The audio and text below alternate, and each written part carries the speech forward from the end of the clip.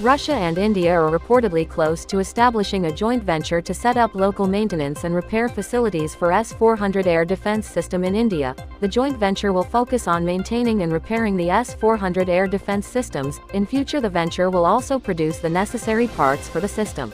U.S. military has deployed first batch of armored vehicles at newly established storage facility in Poland, strengthening NATO's defenses against potential Russian aggression along its eastern borders. The Norwegian government has ordered new NASAMS air defense systems from Kongsberg Defence and Aerospace to strengthen country's defense capabilities against aerial threats. The contract valued approximately 4.8 billion Norwegian kroner, with expected deliveries from 2027. Airbus Helicopters has launched the flight test campaign for prototype of new NH90 Standard 2 helicopter, specifically developed for French Army aviation to support special forces operations. The French Armed Forces has ordered 18 NH90s in this configuration, which includes new digital map generator, accommodation for a third crew member and new enlarged rear sliding windows capable of housing self-protection guns.